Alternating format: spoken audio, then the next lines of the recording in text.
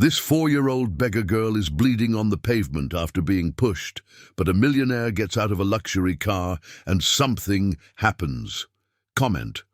What you think will happen, your opinion is very important, and subscribe to my channel, too. Support my work. Your help is very important. The wet asphalt of the farmer's market in Bakersfield reflected the streetlights like small, shattered mirrors when the 6-year-old girl slipped violently, her knee hitting the rough ground hard. Blood began to trickle down Lily's thin leg, mixing with the rainwater that had stopped just moments before, forming tiny red streams that ran toward the nearest storm drain. "Get out of here, kid! I told you you can't be messing with my peaches." The gruff shout of the fruit vendor echoed between the stalls, but Lily wasn't listening anymore. The pain was intense, much worse than the hunger she'd felt for 2 days, much worse than the cold nights sleeping under the awning of the drugstore. She tried to get up, but her knee wouldn't obey. Her small, dirty hands trembled as she touched the wound, and tears mixed with the grime on her thin face. Around her, people hurried by, some casting looks of pity, others of irritation. But no one stopped. It was always like this. That's when the sound of an engine approached and stopped. Right next to her, Lily looked up through her tears and saw a tall man with graying hair getting out of a gleaming black Mercedes. Bennett Sampson, at 52, was returning from a business meeting when he saw the scene. "Good heavens, child. What happened?" His voice was deep but gentle, very different from the shouts she was used to hearing. Bennett knelt beside Lily, staining his expensive suit with the dirty water of the pavement without caring. Lily stared at him with huge, frightened eyes. She had learned to distrust adults, especially strange men. But there was something different about this man. Maybe it was the genuine concern on his face, or the delicate way he approached, without making any sudden movements. "You're hurt. I need to get you to a doctor," Bennett said, noting the severity of the wound. "It wasn't just a scrape. The cut was deep and needed stitches. I don't have any money," Lily murmured, her first word directed at him. Her voice was weak, almost a whisper. "Don't worry about that." Bennett took a clean handkerchief from his pocket and gently pressed it against the wound to stop the bleeding. "What's your name?" "Lily. Lily is a pretty name. Where are your parents, Lily?" The girl lowered her eyes, and Bennett realized he had touched on a painful subject. "I'm going to take you to the hospital, okay? Do you trust me?" It was a strange question. It had been so long since anyone had asked if she trusted anyone. Lily nodded timidly, and Bennett carefully picked her up in his arms, carrying her to the car. During the drive to St. Raphael's Hospital, the closest private hospital in town, Lily observed everything around her with curious eyes. She had never been inside such a luxurious car. The seats were soft leather, there was air conditioning, and it didn't smell bad like the buses she sometimes managed to sneak onto. "How long have you been on the streets?" Bennett asked, watching her in the rearview mirror. "I don't know. A long time." Lily's answer was vague, but filled with a sadness that shouldn't exist in a 6-year-old child. At the hospital, Bennett insisted that she be seen immediately. While the doctor was tending to the wound, he spoke with the nurse in charge of records. "She needs a guardian for the procedures," the nurse explained. "Where are her parents? She says she doesn't have any. She appears to have been homeless for some time." Bennett felt a pang in his chest. He looked through the window of the examination room and saw Lily sitting on the examination table, swinging her thin legs, while the doctor applied the stitches. She didn't cry, didn't complain. She just endured everything in silence, as if she were used to the pain. "Mr. Sampson," the doctor came out of the examination room, "the girl is fine now. She needed 7 stitches, and she'll need to come back to have them removed in a week. But there's something else." "What?" "She shows signs of moderate malnutrition, and several old marks on her body. Small scars, as if she's been hurt frequently. It's common in homeless children, but—" The doctor hesitated. "Some appear intentional." Bennett's heart raced. "Intentional as in?" I'd rather not speculate, but she should be referred to social services. When Bennett returned to the examination room, he found Lily trying to dress herself, struggling to pull the torn t-shirt over the bandage. Without thinking twice, he stepped forward to help her. "Lily, where have you been sleeping?" "On the street," she answered simply, as if it were the most normal thing in the world. "And before, did you live with anyone?" "With Grandma Connie, but she left." "Left how? Where to?" Lily shrugged, but Bennett saw tears forming in her eyes. "She left the house one day and never came back. I waited a long time." The girl's story echoed in Bennett's mind, like a painful reminder of his own experience. 15 years ago, his daughter, Violet, had left home pregnant and furious after a terrible argument where he had said things he should never have said. Since then, he didn't know where she was or if she was okay. "Lily," he knelt in front of her, "would you like to come to my house today? Just until we figure out what to do." She stared at him in surprise. Why? It was a simple question, but one that Bennett didn't know how to answer completely. Part of him saw in Lily a chance for redemption, an opportunity to do something right. After so many years of building his fortune through methods that kept him awake some nights, part of him simply couldn't let a wounded child go back to the streets. "Because every child deserves a safe place to sleep," he said finally. The shy smile that appeared on Lily's face was the first genuine light that Bennett had seen in those eyes since he found her. But he had no idea that this simple, compassionate decision would trigger a series of events that would shake not only his life, but reveal dark secrets that had been buried for years in the city of Bakersfield. As he drove Lily home, Bennett didn't know that his wife, Delilah, was at that moment in a crucial political meeting, discussing her campaign for mayor. He didn't know that the girl in the back seat of his car carried memories that could destroy powerful people. And he definitely didn't know that someone was already watching his movements, waiting to see how this new variable would affect a very dangerous game that had been played in the shadows of Bakersfield for a long time. Bennett's mansion in the gated community of Oak Hills was a completely different world from what Lily knew. Tall, wrought-iron gates, perfectly manicured lawns, and a 2-story house painted immaculate white that looked like it came out of a magazine.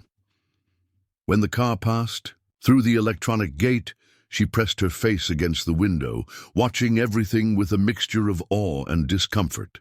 "It's very big," she murmured, her voice still timid. "It is," Bennett agreed, parking in the spacious garage next to a white BMW. "But now you can explore at your leisure." When they entered through the side door that gave access to the kitchen, Bennett called out, "Delilah, I'm home." The answer came from upstairs, in an irritated tone that already indicated trouble. "Bennett, why did you take so long? We need to talk about the meeting today." Lily instinctively hid behind Bennett when she heard the female voice. There was something in the tone that made her nervous, a harshness that she recognized as dangerous. "Stay here in the kitchen for a moment," Bennett said gently, pulling out a chair for her. "I'll talk to my wife and be right back." Delilah Sampson came down the stairs like a contained storm. At 45, she was an imposing woman, always impeccably dressed and made up, even at home. Her blonde hair was styled in a perfect bun, and she wore a navy blue business suit that cost more than many families earned in a month. "Bennett, I need to tell you about the conversation with the election committee. They think we can—" She stopped abruptly when she saw Lily sitting at the kitchen table, small and out of place in that luxurious environment. "Who is this child?" The question came out like an accusation. "Delilah, this is Lily. She was hurt at the market and needed medical help. I found out she's living on the streets." "And what does that have to do with us?" Delilah crossed her arms, her face hardening even more. "Bennett, you can't just bring street kids into our house." Lily shrank in the chair, recognizing the tone of rejection. It was the same one she heard from the shopkeepers, the police officers, any adult who saw her as a problem to be solved. She's just a child, Delilah. She's hurt and has nowhere to go. There are institutions for that. You can't... Delilah lowered her voice, but not enough for Lily not to hear. I'm just months away from running for mayor.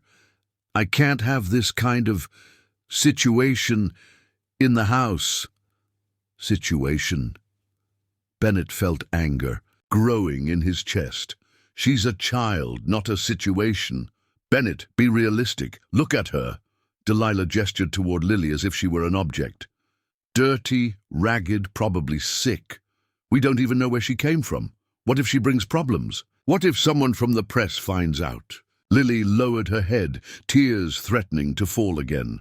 All those words hurt like little stabs. She knew she was dirty, knew her clothes were torn, knew she didn't belong in that place.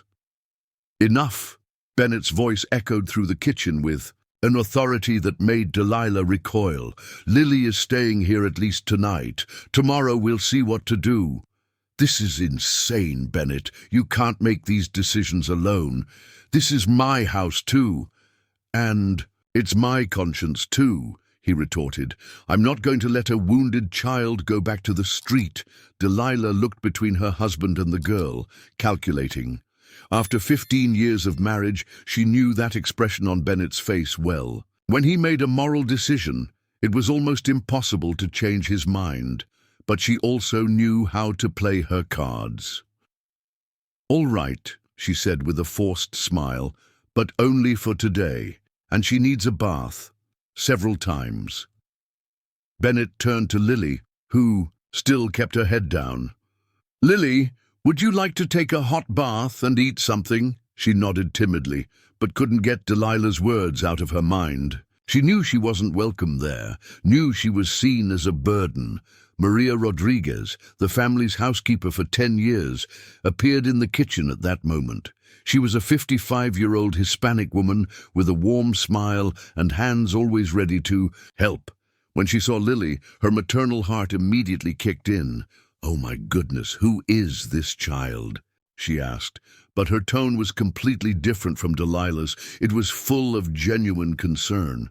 "Maria, this is Lily. She's going to stay with us today.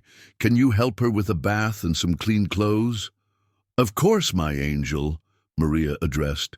Lily, directly, bending down to be at her level. "How are you feeling? Is that bandage on your knee hurting?" Lily shook her head, but Maria noticed how the girl winced with every sudden movement, how her eyes seemed to be always looking for an escape route. "Come with me then. Let's get you all cleaned up and then we'll have a tasty snack." As Maria led Lily upstairs, Delilah turned to Bennett, her eyes flashing with contained rage. "You've completely lost your mind," she hissed. 15 years building our reputation in this city. 15 years working to get where we are, and you're going to throw it all away because of a street girl." "Our reputation," Bennett laughed bitterly. "Delilah, you know very well how I built our fortune. If anyone should be worried about reputation, don't you dare," she interrupted him. "Don't you dare throw that in my face now. You did what you did for the opportunities that arose. It wasn't any different from any other businessman in this region. No? Overbilling public works by 40% is normal? Using substandard materials in schools and hospitals is ethical?"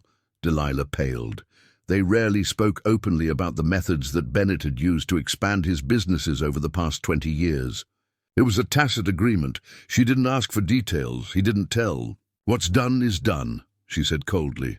"Now we have to think about the future, about my political career, and this child can ruin everything." Upstairs, Maria was helping Lily undress for the bath when she noticed something that disturbed her. Besides the obvious malnutrition, there were several small scars scattered across the girl's arms and back. Some looked like falls and scrapes, but others... "My dear," Maria said softly, "who made these marks on you?" Lily looked at her own marks as if she were seeing them for the first time. "I don't remember," she lied, but her voice trembled. Maria didn't insist. She had worked in houses where children suffered. knew how to recognize the signs, but she also knew that forcing answers would only cause more trauma. "It's all right now," she said, testing the temperature of the water. "No one is going to hurt. You hear?" While Lily took a bath, the first warm bath she remembered having in years, her mind wandered to fragmented memories. She vaguely remembered Grandma Connie, a thin woman with greying hair who always seemed nervous, always looking over her shoulder. She remembered strange men who sometimes appeared at the house at night, whispered conversations, money changing hands. And then, on that terrible morning 2 years ago, she woke up and Grandma Connie simply wasn't there anymore. Lily had waited a day, 2 days, a week. When the food ran out, she tried to ask the neighbors for help, but everyone seemed to be afraid of something. "Your grandma got into trouble," was all one neighbor said, before slamming the door in her face. Downstairs, Bennett was on the porch, looking out at the city through the ornate railings that protected his property. Bakersfield stretched out before him, a mixture of progress and poverty that always bothered him. His construction supply stores had helped the city grow, but he knew that part of that growth had been built on rotten foundations. The cell phone rang, interrupting his thoughts. It was Everett Kane, the current mayor and one of the most powerful men in the region. "Bennett, my friend, I heard you were doing charity work today." Bennett's blood ran cold. How did Everett already know about Lily? "What are you talking about?" "A street kid, isn't it? Be careful, my friend. Sometimes these children bring more trouble than they seem, especially when they have a complicated family history." "What kind of history?" "Let's have lunch tomorrow. We have a lot to talk about." The call ended, leaving Bennett with a feeling of dread in his stomach. Everett Kane didn't make casual calls, especially not about street children. If he knew about Lily and seemed concerned, it meant there was something much more serious at stake. When Maria came downstairs with Lily, now clean and wearing an oversized t-shirt they had found, Bennett felt his heart clench. The girl looked even smaller and more fragile now that she was clean. Her brown hair, free of dirt, revealed itself to be silky and well cared for. It was obvious that she hadn't always lived on the streets. "Are you hungry?" he asked. Lily nodded, but her eyes remained alert, like a small animal ready to flee at the first sign of danger. And perhaps, Bennett thought with growing unease, she had good reason to always be ready to run. The next morning, Bennett woke up earlier than usual, disturbed by confused dreams where Lily mingled with memories of his daughter Violet. He went down to the kitchen and found the girl already awake, sitting at the table with Maria Rodriguez, who was preparing a hearty breakfast. "Good morning, Lily. Did you sleep well?" he asked, noticing that she was still wearing the same oversized t-shirt from the night before. She nodded timidly, but Bennett noticed the deep circles under her eyes. "Did you have nightmares?" he insisted gently. "I always do," was the simple answer that made his heart ache.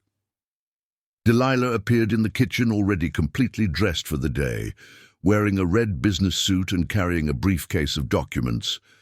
She cast an icy glance at Lily before addressing her husband.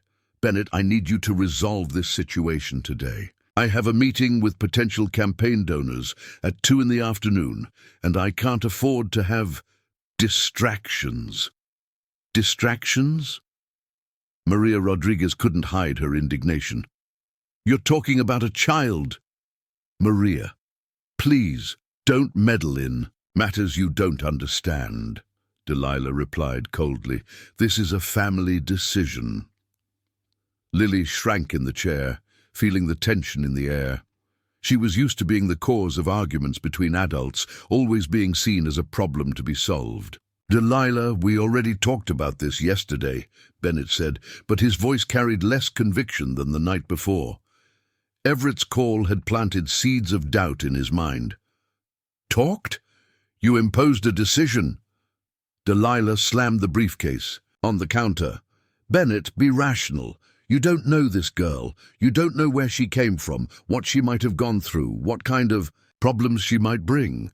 At that moment, the intercom at the gate rang. Maria went to answer it and returned with a worried expression.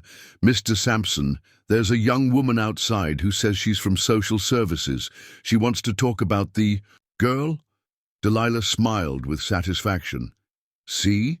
The problems have already started." Bennett sighed and went to the gate to receive the visitor. Michelle Wallace was 38 years old, with black hair pulled back in a simple ponytail, and carried a worn folder full of papers. Her gaze was direct but kind, and Bennett realized immediately that he was dealing with someone serious. "Mr. Bennett Sampson, I'm Michelle Wallace, a social worker. I received an anonymous tip that there's a minor in an irregular situation in your residence." "A tip?" Bennett tried to process the information. "Who would make a tip? Lily is safe here. Can I come in to talk? It's protocol to verify the conditions in which the child is found." Bennett led her to the living room, where Delilah was already waiting for them, with a perfectly rehearsed political smile. "How nice of you to come, Dr. Wallace," Delilah said, extending her hand. "We were just discussing how best to help the girl." Michelle wasn't fooled by the cordiality. In 15 years of profession, she had developed a sixth sense for detecting when there was more to the story than met the eye. "Can I speak with the child?" "Of course," said Bennett, calling Lily from the kitchen.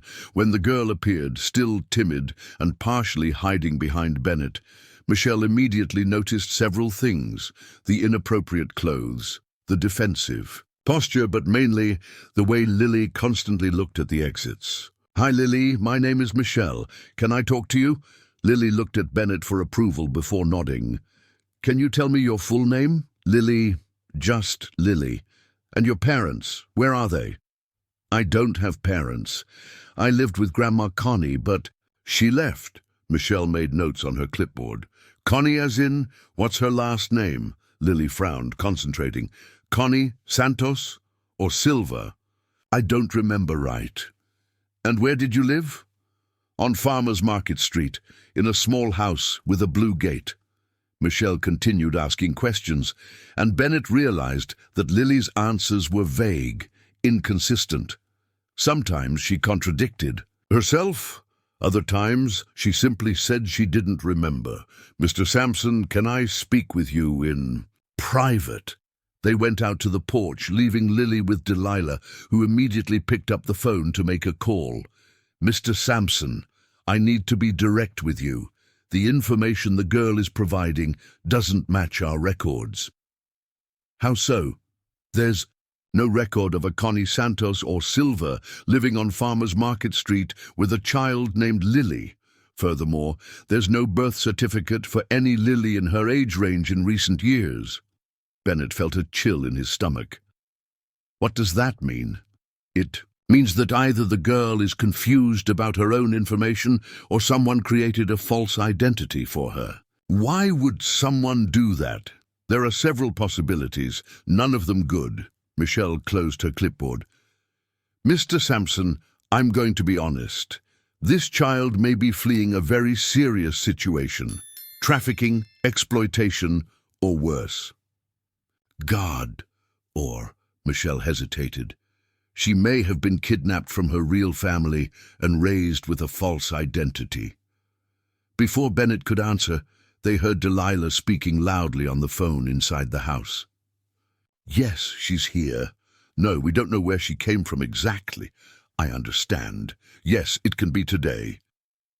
Bennett and Michelle rushed back into the living room, finding Lily leaning against the wall, clearly frightened by the tone of the phone. "Conversation. Who were you talking to?" Bennett asked.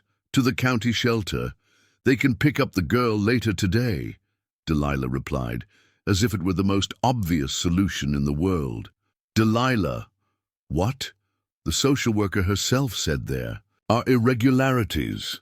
"It's better to leave this in the hands of professionals," Michelle intervened. "Actually, Mrs. Sampson, I still need to conclude my investigation before making any decision about the child's fate.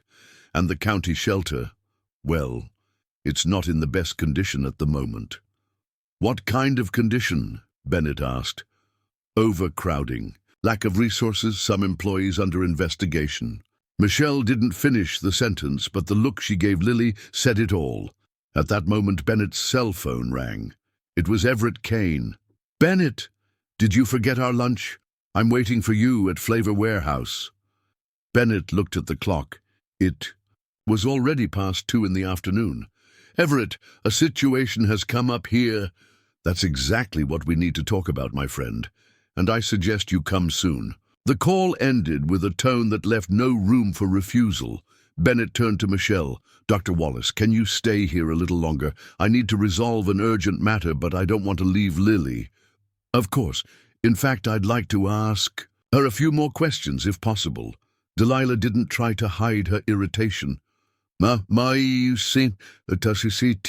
"Bennett, you have 5 minutes to resolve this. My meeting is at 4, and I can't be late." As Bennett hurried out, Michelle turned to Lily, who was watching everything with huge, frightened eyes. "Lily, can you draw for me?" The girl nodded, and Michelle took paper and colored pencils from her folder. What happened next left her deeply disturbed. Lily began to draw with an impressive precision for a 6-year-old child. The drawings showed specific details. A house with a blue gate, yes, but also black cars parked in front, men in suits talking in a dark room, and a woman with graying hair hiding something behind a wall. "Lily, who are these men in your drawing?" "I don't know. They came to talk to Grandma Connie at night. I had to stay in the room, but sometimes I listened." "What did they talk about?" "Grown-up things. Grandma would get angry after they left." Michelle studied the drawings with growing concern. The precision of the details, the way Lily reproduced facial expressions and gestures, all indicated that the girl possessed an exceptional photographic memory. And what happened the last time they came? Lily stopped drawing and was very quiet for a moment. "Grandma was crying afterward. She hugged me tight and said that if anything happened to her, I had to run and hide." "And that's what you did?" "I tried, but I didn't know where to go." Delilah, who had overheard part of the conversation, approached with a tense expression. "Dr. Wallace, don't you think you're asking too many questions for a traumatized child?" Michelle put the drawings in her folder. "Mrs. Sampson, these drawings may be important evidence. This child may have witnessed something very serious." "Evidence of what?" "I don't know yet, but I'm going to find out." When Michelle finally left, taking with her copies of Lily's drawings, Delilah locked herself in the office and made a call that would change everything. "Mario, this is Delilah Sampson." "Yes, that Delilah. I need to hire your services. It's about a child." "No, it's not what you're thinking. I want a complete investigation into her past." "Yes, it's urgent." "And Mario, this stays just between us." Meanwhile, at the Flavor Warehouse restaurant, Bennett was about to discover that his decision to help Lily had placed his family at the center of a very dangerous game that had been played in the shadows of Bakersfield for much longer than he imagined. The Flavor Warehouse was almost empty at that time of day, only a few tables occupied by local businessmen discussing business in low voices. Everett Kane was already sitting at a reserved table in the back of the restaurant, away from prying ears. At 58, the mayor was a corpulent man with white hair combed back and a smile that never reached his eyes. "Bennett, my old friend." Everett stood up to greet him, but his expression didn't match the warm tone. "Sit down. We have a lot to talk about." Bennett settled into the chair, noticing how Everett constantly looked around, checking if anyone was watching them. "Everett, about yesterday's call." "Straight to the point. I like that." The mayor leaned forward, lowering his voice. "Bennett, you made a very big mistake bringing that girl into your house." "She's just a wounded child, Everett. I don't see any problem in..."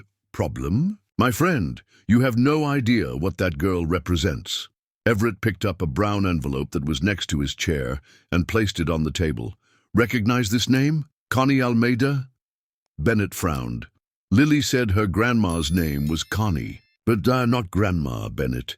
Connie Almeida was a professional blackmailer, a very dangerous woman who knew things that could destroy important people in this city. Bennett's blood ran cold. What kind of things? Everett opened the envelope and took out some photographs. They were grainy images, clearly taken from afar, showing Connie talking to different men in discreet locations. Connie had a special talent for collecting compromising information. She documented everything: meetings, conversations, transactions, mainly involving men with certain preferences. Powerful men who liked the company of those who were far too young, if you catch my drift. Bennett felt nauseous. Are you implying that? I'm not implying anything. I'm telling you facts. Everett put the photos away. Connie operated a blackmail scheme for years, and that girl who's in your house, she saw everything. Lily is only 6 years old. She can't understand. Bennett, you're too naive for your own good. Everett sighed heavily. That child has an impressive photographic memory. We've already verified that. She remembers faces, conversations, details that a normal child would forget. How did you verify that? The question came out as a whisper. Let's just say we have our methods. Everett took a sip of water. The point is, Connie disappeared 2 years ago, taking with her information that could end several careers. Politicians, businessmen, judges, a considerable list of important people. And you think Lily knows where that information is? We think Lily is the information, Bennett. That girl is a walking time bomb. Bennett leaned back in his chair, trying to process everything. Why are you telling me this? Because we've been friends for 20 years, because you helped me build half the public buildings in this city, and because... Everett hesitated. Because you may be in danger. What kind of danger? The people Connie blackmailed aren't the type to forgive and forget. If they find out the girl is in your house, they'll want to eliminate her, and anyone who's protecting her. Bennett felt cold sweat run down his back. Everett, what are you suggesting I do? Hand the girl over to the authorities. Today, now. Let her be transferred to a shelter in another city, far away from here. That's not protecting her. It's abandoning her. It's keeping her alive. Everett's voice rose momentarily before he controlled himself. Bennett, you don't understand. There are very powerful people involved in this. People who won't hesitate to do whatever it takes to protect their secrets. What people? Give me names? Everett laughed bitterly.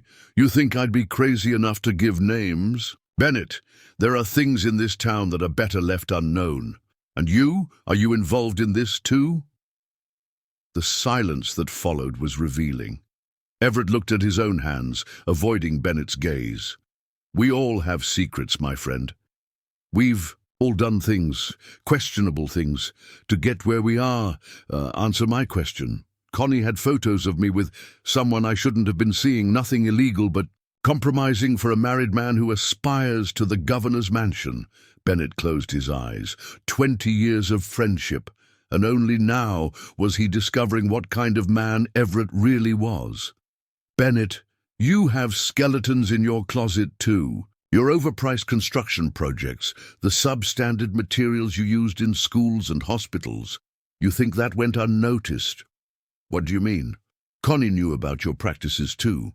She had documents, records. If she was smart, she left it all stored somewhere safe, and you think Lily knows where? It's possible, or she may know who else was involved in Connie's scheme. Bennett stood up abruptly. I have to go. Bennett, wait. Everett grabbed his arm. You have until tomorrow to decide. After that, I can't protect you anymore. Protect or threaten? Both. During the drive back home, Bennett tried to organize his thoughts. Everything Everett had told him explained many things. Why Lily always seemed scared, why her memories were so precise but confused, why she was afraid to talk about the past. When he arrived home, he found Delilah waiting in the living room, clearly irritated. "Bennett, where were you? I missed my meeting because of this whole mess. Delilah, we need to talk. It's about Lily, about who she really is." "I already know who she is," Delilah said coldly. "A troubled child who can destroy our lives if we continue to be involved with her." "How do you know that?" Delilah hesitated. "A woman's intuition." "Delilah, all right," she exploded. "I hired a private investigator to find out the truth about her, and what I found out is terrifying, Bennett." "What investigator?" "Osmario Silva. He's discreet, competent, and expensive," Bennett finished. "What did he find out?" "That this Connie wasn't anyone's grandmother. She was a criminal who exploited vulnerable children for her schemes, and that our little Lily may have been trained to be a child spy." Bennett felt the ground disappear beneath his feet. A spy? Think about it, Bennett. A small, pretty, seemingly innocent child. Who would suspect that she's watching, memorizing, reporting everything to her grandmother? That's absurd, Delilah. She's 6 years old. And you think criminals have scruples? Delilah picked up a folder from the table. Osmario found evidence that Connie operated a scheme much broader than we imagined, and that the girl may have information that could put several people in jail. What kind of people? The kind who don't take blackmail kindly. At that moment, Maria Rodriguez appeared in the living room with Lily. The girl had spent the afternoon drawing in the backyard, and she held a sheet of paper in her hands. "Mr. Sampson, the girl made a drawing and said she wants to show it to you." Lily approached timidly, extending the paper. It was a detailed drawing of a corpulent man with white hair sitting at a table, talking to another man. In the background, there were symbols that seemed to represent money being exchanged. "Lily," said Bennett in a trembling voice, "where did you see this?" "At Grandma Connie's house. That man went there sometimes. He always seemed angry." Delilah snatched the drawing from Bennett's hands and looked at it intently. The man in the drawing was unequivocally recognizable as Everett Kane. "My God," she whispered. "The girl really saw everything." "Lily," Bennett knelt in front of her, "do you remember other men who visited your grandmother?" The girl nodded. "Many. They came at night, talked quietly, gave things to Grandma." "What kind of things?" "Envelopes. And sometimes she gave them photos." Bennett and Delilah exchanged glances. The situation was much worse than either of them had imagined. "Bennett," said Delilah in a low voice, "we have to get this child out of our house, today." "I can't do that. You have to. Our lives are at risk. My political career is over before it even started." "So what? Are we going to abandon an innocent child to save our own skin?" "Innocent?" Delilah looked at Lily with a mixture of fear and repulsion. "Bennett, this child is a time bomb, and when it explodes, it's going to take us all with it." Maria Rodriguez, who had overheard part of the conversation, positioned herself protectively in front of Lily. "What are you talking about? What harm could this child have done?" "Maria, it's better you don't know," said Delilah. "If it has to do with the girl, I want to know." At that moment, the intercom rang again. Maria went to answer it and returned, pale. "Mr. Sampson, there are 2 men outside. They said they're from the police, but they don't look like real cops." The silence that fell in the room was broken only by the sound of Bennett's heart pounding in his ears. Lily, sensing the tension, clung to Maria Rodriguez's skirt. "What do we do now?" Delilah whispered. Bennett looked at Lily, then at his wife, then at the window, where he could see the shadows of 2 men standing outside the gate. "Now," he said with a determination that surprised even himself, "we find out exactly what kind of people we are." Bennett approached the living room window and observed the 2 men outside. They weren't wearing uniforms, just ill-fitting dark suits, and one of them was constantly talking on his cell phone while the other watched the house with professional attention. They definitely weren't ordinary cops. "Maria, take Lily to the back room and stay with her," he whispered. "Don't come out until I call you." "But Mr. Sampson—" "Now, Maria!" The housekeeper picked Lily up in her arms and quickly went upstairs. The girl had sensed the fear in the adults and didn't protest, her big eyes watching everything in silence. "Bennett, what are we going to do?" Delilah was pale, her hands trembling as she held the folder of documents. "We're going to talk to them, find out what they want." "Are you crazy? We don't know who these men are." "That's exactly why I need to know." Bennett straightened his tie, trying to appear more confident than he felt. "Stay here. If something goes wrong, call Robert Machado." Robert was his lawyer of 15 years, the only man Bennett trusted completely when it came to delicate legal matters. Bennett went out the front door, maintaining a firm posture as he approached the gate. The two men stopped talking and watched him intently. "Good afternoon, gentlemen. Can I help you with something?" The taller one, a thin man in his 40s with a scar on his forehead, approached the gate. "Mr. Bennett Sampson, we're from the Specialized Child Protection Unit. We received a report about a minor in an irregular situation in this residence. Can I see your IDs?" The men exchanged a quick glance before the one with the scar took a wallet from his pocket. The document looked official, but Bennett noticed there was no photo, just a name: Investigator Carlos Henrique Santos. "The report is about what kind of irregularity?" Bennett asked, keeping the gate closed. "Sir, it would be better if we talked." "In private, can I come in? I prefer we talk right here." The second man, shorter and stockier with a prominent belly, spoke for the first time. "Mr. Sampson, we're trying to be polite, but we have authorization to enter with or without your permission." "What kind of authorization?" "The child who's in your house may be involved in criminal activities. We need to interrogate her. She's 6 years old." Bennett couldn't hide his indignation. What criminal activities can a 6-year-old have? "You'd be surprised," said the one with the scar with a smile that didn't reach his eyes. "Children can be trained for many things. Espionage, for example." The words echoed the suspicions that Delilah had expressed, and Bennett felt a chill in his stomach. "Do you have a warrant?" "We're working with special urgency when it comes to child protection." "So you don't have a warrant?" Bennett interrupted.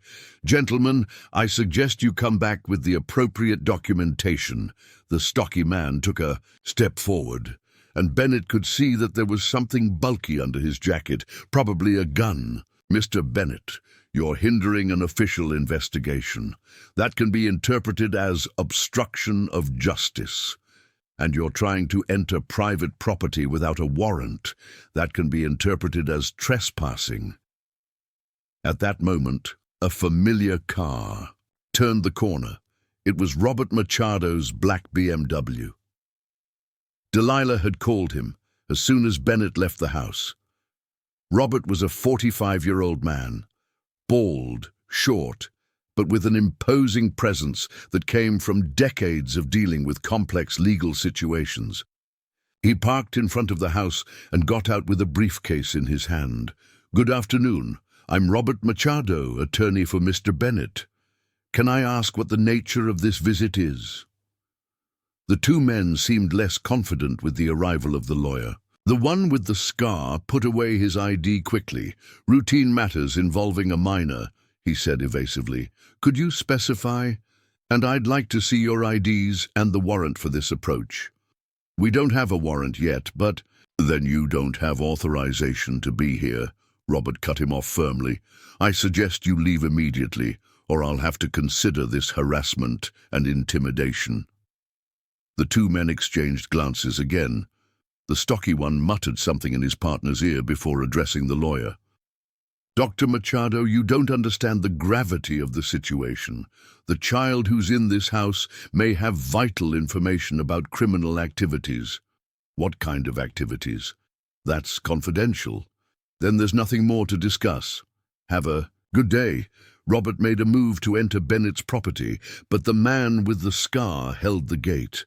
Doctor, it would be a shame if something happened to this family because of a poorly thought-out decision. The silence that followed was loaded with tension. Robert stared at the man for a few seconds before answering. That sounded like a threat. I'm sure it was misunderstood. Of course it was, the man said, but his smile was cold. We'll be back soon, with all the necessary documentation. The two men walked away and got into a grey Corolla that was parked on the corner. Bennett and Robert watched them leave before entering the house. "Bennett, what the hell is going on here?" Robert asked as soon as they closed the door. In the living room, Delilah waited anxiously, still holding the folder of documents. "Robert, I'm glad you came. This situation is getting dangerous. Can someone explain to me what's happening?" Robert sat down, taking a digital recorder from his briefcase. "And I suggest you tell me everything." "Because those men definitely weren't cops." Bennett looked at Delilah, who nodded. Over the next hour, they told him everything. How they found Lily, Michelle's findings about the false identity, the conversation with Everett, the suspicions about Connie, and the drawings that Lily had made. Robert listened in silence, making occasional notes. When they were finished, he was quiet for a few minutes, processing the information. "You've gotten yourselves into something very dangerous," he said finally. "If these suspicions about Connie are true, and if Lily really witnessed blackmail." "Activities, Mike, what do you suggest we do?" Bennett asked. "First, we need to protect the girl. Second, we need to find out exactly what she knows. And third," Robert hesitated, "we need to consider the possibility that you may also be in danger." "In danger how?" "Bennett, if Connie had compromising information about powerful people, and those people find out that the girl may have access to that information." "Well, desperate people do desperate things." Delilah paled even more. "Robert, are you saying they might try to hurt the girl?" "I'm saying it's a possibility that we can't ignore." At that moment, Maria Rodriguez came downstairs with Lily. The girl looked smaller and more fragile than ever, clinging to the housekeeper's hand. "Mr. Sampson, the girl wants to know if she can go back to drawing. She said she remembered more things." Robert stood up immediately. "What kind of things?" Lily looked at the lawyer suspiciously before whispering to Maria, "Can I tell him?" Maria nodded encouragingly, and Lily addressed Robert in an almost inaudible voice. "I remembered where Grandma Connie hid the important things." The silence in the room was deafening. Robert knelt in front of Lily, trying to maintain a gentle tone. "What kind of important things, Lily?" "The photos and the papers. She said they were her life insurance." Bennett felt his legs weaken. "Where did she hide those things?" "In a place that only I know." Lily looked around the room, noting the tense expressions of the adults. "Did I do something wrong?" "No, my dear," said Bennett, forcing a smile. "You didn't do anything wrong." But internally, he knew that he had just discovered why those men wanted so much to talk to Lily. She wasn't just a witness to Connie's activities. She was the key to finding evidence that could destroy several powerful people. And now those people knew where she was. Robert put away the recorder and stood up. "Bennett, we need to get out of here, today." "Get out to where?" "To a safe place, while we figure out exactly what we're dealing with." "This is insane," protested Delilah. "We're not going to flee our own house because of a child." "Delilah," said Robert gravely, "you don't have a choice. Those men will be back, and next time it won't be for a conversation." The sound of a car stopping in front of the house made everyone head to the window. It was the same grey Corolla, but now there were two more cars with it. "It's too late," whispered Robert. "They're back." Robert watched through the window and counted quickly. 6 men getting out of 3 different cars. "Bennett, is there an exit in the back?" "Yes, through the backyard there's a passage that leads to the neighbor's house." "Maria, take Lily and go out the back. Go to the house next door and stay there until I call you." Maria Rodriguez didn't hesitate. She picked Lily up in her arms and headed to the kitchen, but the girl struggled. "I don't want to go. I want to..." Stay with Mr. Sampson. Lily, you need to go with Maria now, Bennett said, trying to sound calm. It's just for a little while. Is it because of the bad men? Ah. The girl's simple question made everyone's heart clench. They're not bad men, they're just confused men, Bennett lied. But it's better if you're safe. As Maria and Lily went out the back, the doorbell rang insistently. Robert positioned himself behind Bennett as he opened the door, keeping only a crack. The man with the scar was back, but now with reinforcements. Mr. Bennett, this time we have proper authorization. He showed a paper that looked official, but Robert immediately noticed the irregularities. May I see that document? Robert held out his hand. Dr. Machado, you're hindering an official operation. And you're presenting falsified documentation, Robert retorted. This warrant has several inconsistencies. First, there's no valid judge's signature. Second, the protocol is wrong. Third, enough chit-chat, interrupted the stocky man, pushing the gate forcefully. We know the girl is here. We want to talk to her. Not without a valid warrant, Bennett said firmly. That's when a third man approached, older than the others, wearing an expensive suit and sunglasses. There was something in his posture that conveyed real authority. Mr. Bennett Sampson, my name is Osmario Silva, private investigator. Delilah paled at the sound of the name. He was the man she had hired to investigate Lily. Osmario, she said. Nervously, what are you doing here? Mrs. Sampson hired my services, Osmario explained, but during my investigation, I discovered things that completely changed the nature of the case. What kind of things? Robert asked. Things that indicate that this child is in mortal danger. The other men exchanged glances, clearly uncomfortable with Osmario's presence. Dr. Machado, continued the investigator, can I talk to you in private? It's about the girl's safety. Robert assessed the situation quickly. Osmario seemed different from the other men, more professional, less threatening. All right, you can come in, but only Mr. Osmario. That's not, began the man with the scar. This is private property. Robert cut him off, and as an attorney, I'm authorizing only one person to enter. Osmario nodded to the other men. Wait here, I'll be back in a few minutes. In the living room, with the door closed, Osmario took off his sunglasses and addressed Delilah directly. Mrs. Sampson, you have no idea what you got yourself into when you asked me to investigate this child. What did you find out? She asked, her voice trembling. I discovered that Connie Almeida operated a network much more complex than simple blackmail. She documented encounters between powerful men and underage girls, but not just for extortion. For what then? Bennett felt his stomach churn. For selling information. Connie sold this evidence to rival groups, opposing politicians, competing businessmen. It was a very lucrative business. Robert made notes quickly. And Lily was involved. How? At first only as an unconscious witness, but Connie realized that the girl had an exceptional photographic memory. She started training her to observe specific details. Training a 4-year-old child. Delilah was horrified. Children are natural observers. And Lily, well, she's special. She remembers everything she sees, even details that adults would ignore.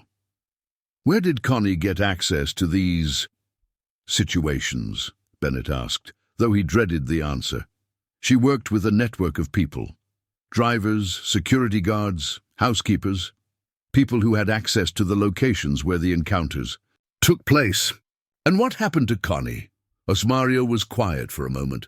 She got too ambitious. She tried to blackmail the wrong person. What person? Someone with the resources to make her disappear permanently. The silence in the room was broken by the sound of footsteps upstairs. Everyone looked at the ceiling, confused. I thought Maria and Lily had left, Bennett murmured. Robert stood up, alarmed. The other men, they entered by another way. At that moment, a voice shouted from the back of the house, We found the girl! Bennett ran towards the kitchen, followed by the others, but was blocked by 2 men coming down the stairs carrying a terrified Lily.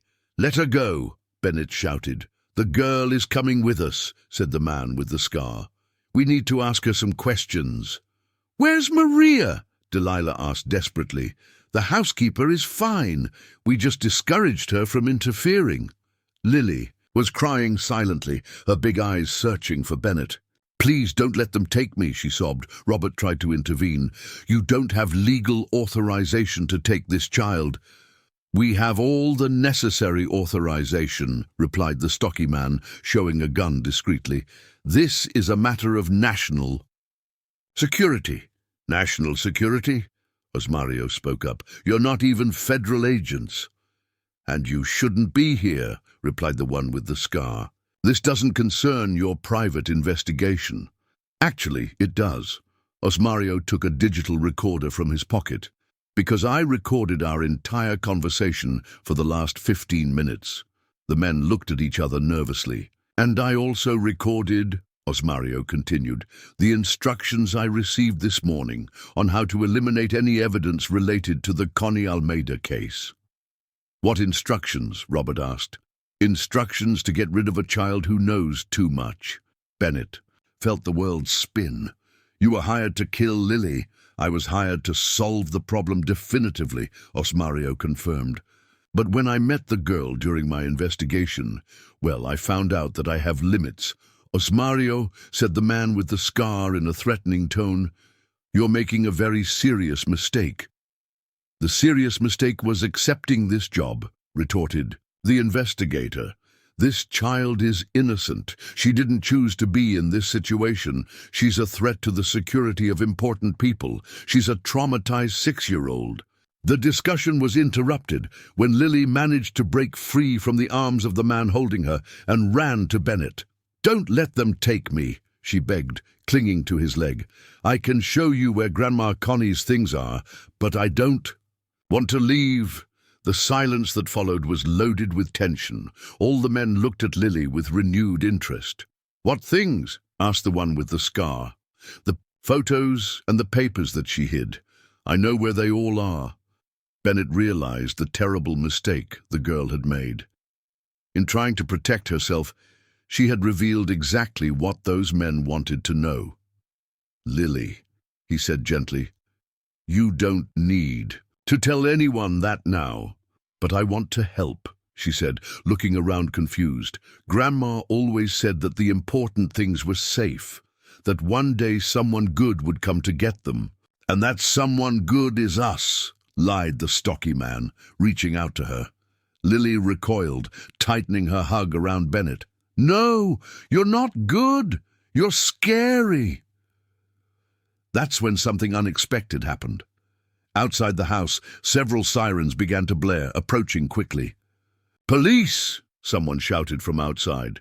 "Come out with your hands up." The man with the scar spoke quickly on his cell phone. "We have a problem. The operation has been compromised." Robert smiled for the first time since arriving. "I called my contacts in the police department as soon as you arrived. Real police this time." The armed men looked at each other, clearly in panic. The situation had completely spiraled out of control. "We take the girl and go out the back," decided the stocky one. "No," said Osmario, positioning himself between them and Lily. "This ends here. Osmario, get out of the way, or you'll be in trouble too. My problem started when I agreed to work for people who threaten children." The tension in the air was palpable as the voices of the police approached the house. Bennett held Lily tightly, protecting her with his own body, as he wondered if they would get out of that situation without someone getting hurt.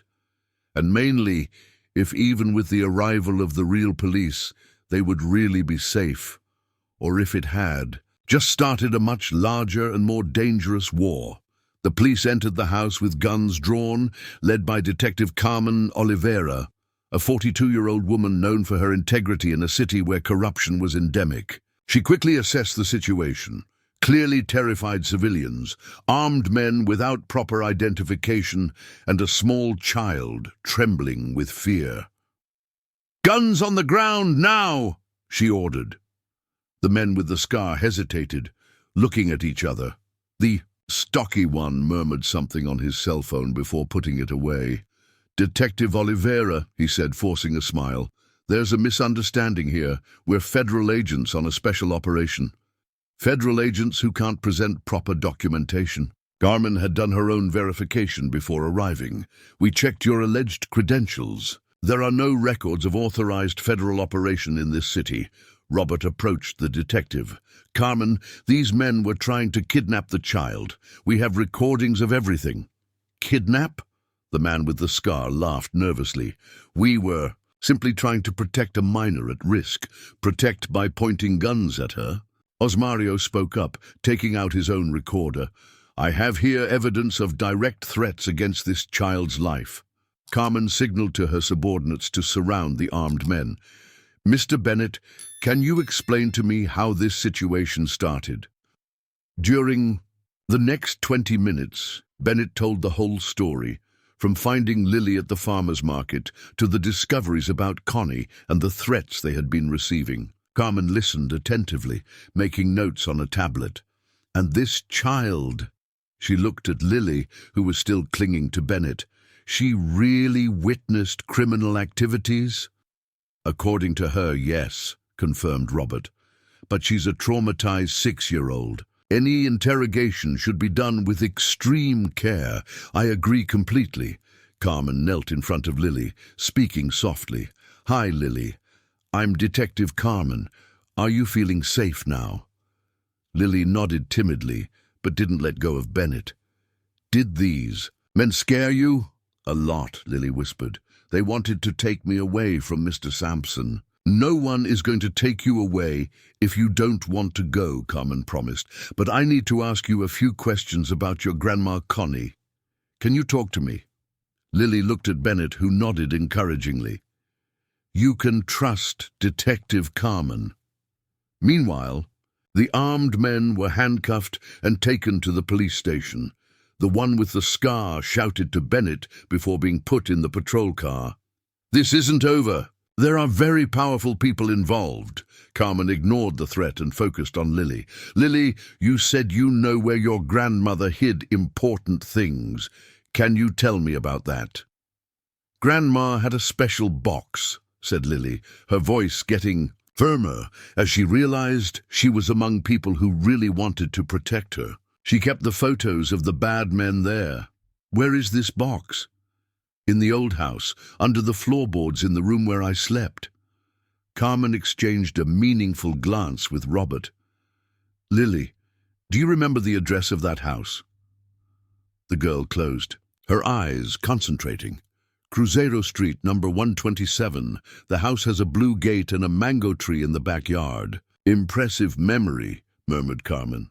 Lily, these photos that your grandmother kept, did you see any of them? Lily nodded hesitantly. Sometimes. When she thought I was asleep, she looked at the photos and cried. Why did she cry? Because she said the men in the photos did ugly things with other children like me. The silence in the room was heavy. Carmen continued gently. Lily, did your grandmother ever tell you what she was going to do with those photos? She said that one day she was going to give them to good people so that the bad men would be punished, but before that she needed to gather more evidence.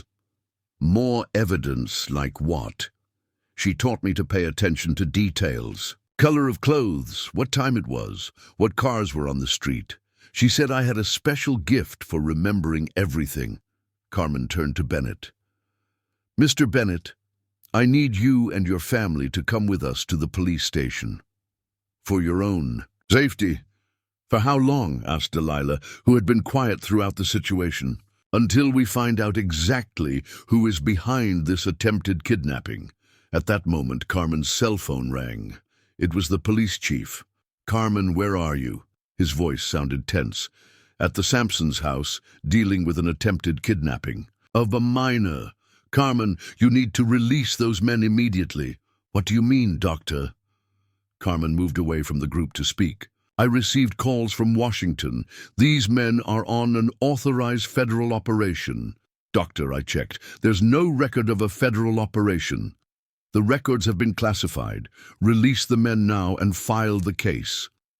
Carmen felt her stomach sink. And the child? The child will be transferred to a specialized shelter in Sacramento later today. Doctor, this child is under my protection. She's a witness to serious crimes. Carmen, you're receiving a direct order.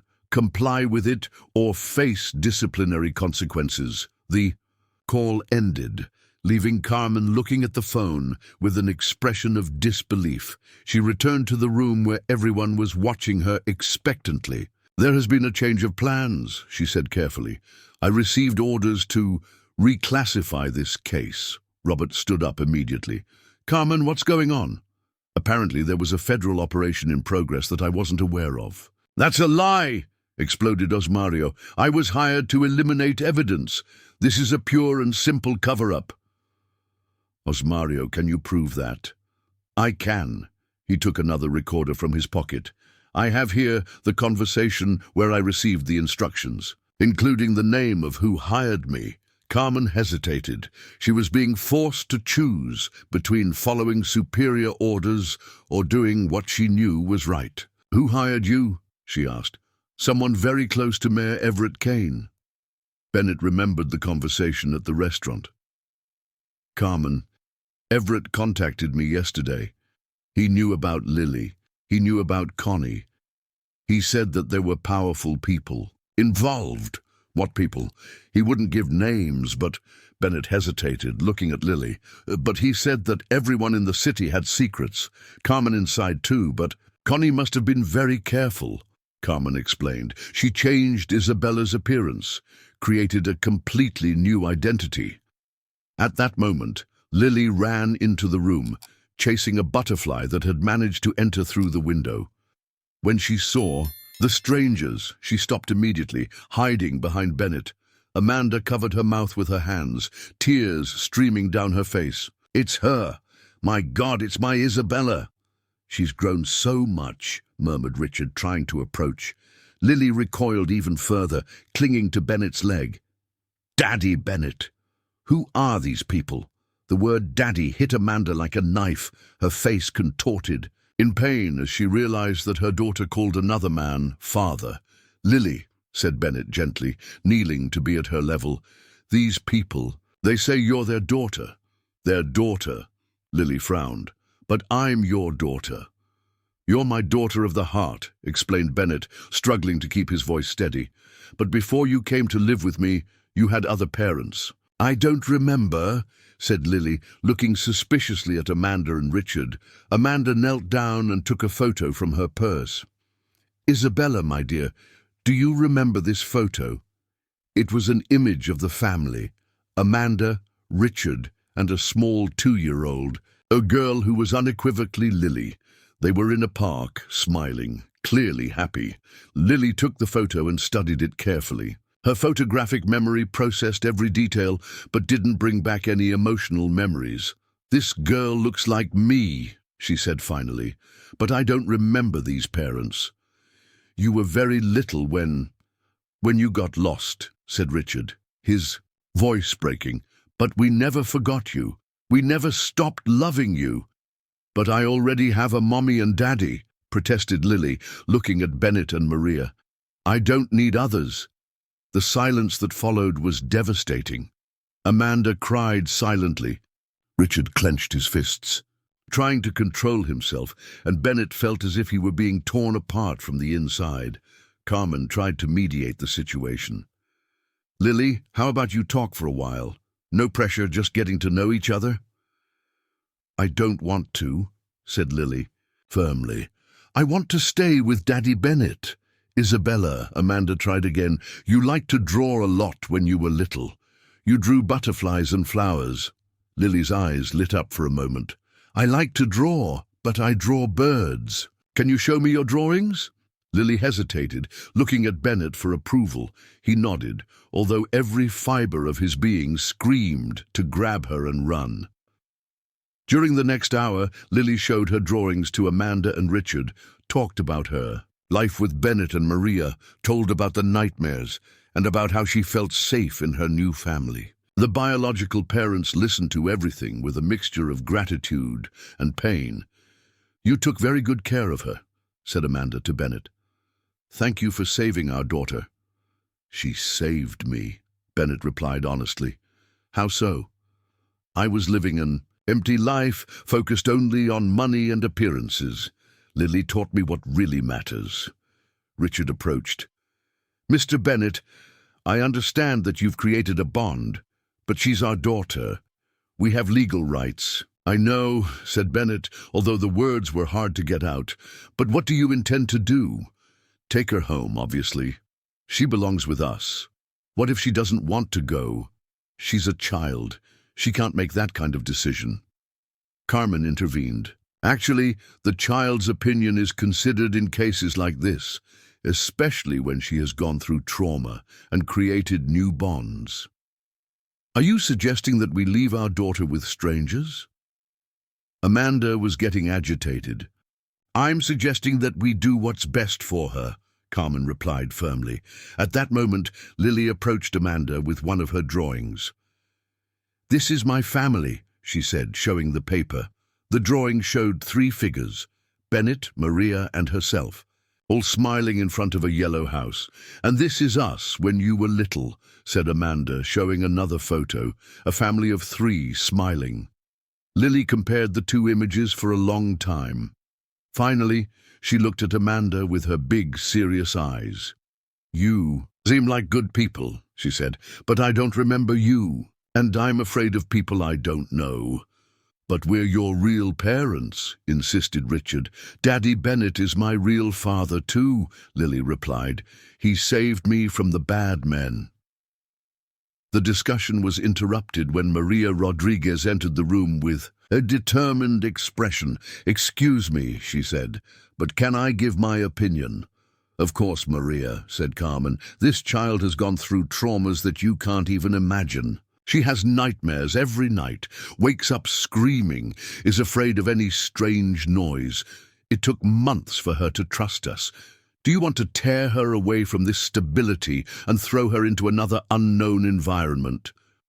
"We're her family," protested. "Amanda, were," corrected Maria, "but now she has a new family that loves and protects her." "This isn't fair," said Richard. "We lost our daughter. We suffered for 4 years. Now that we've found her, we're not going to give up on her." It was then that Lily did something that surprised everyone. She approached Amanda and held her hand. "Did you cry a lot when I got lost?" she asked. "Every day," replied Amanda, a new wave of tears streaming. "And do you still love me, even though I don't remember you?" "More than anything in the world." Lily was thoughtful for a moment. "Then maybe we can be friends first, and then see what happens." It was a wise solution from a 6-year-old child, but Bennett knew it wouldn't be that simple. Because now, the real battle would begin, not just for Lily's custody, but for her heart and her loyalty. A week after the first meeting with Amanda and Richard, the situation had become a silent war waged through lawyers and supervised visits. Bennett watched Lily playing in the backyard when Robert arrived with a somber expression that he already knew too well. "Bennett, I need to give you some difficult news. They filed for custody. Worse than that, they got a restraining order to take Lily immediately. The judge considered that biological rights outweigh the effective bonds created." Bennett felt as if he had been punched in the stomach.